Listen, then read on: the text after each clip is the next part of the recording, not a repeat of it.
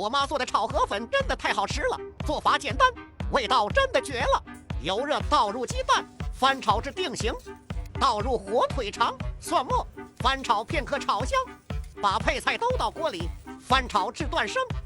拿2袋常吃的河粉直接到锅里，加入生抽、老抽、蚝油、胡椒粉，少许鸡精、盐，翻炒均匀，让河粉裹上料汁，真的香迷糊了。姐妹们，快安排起来吧！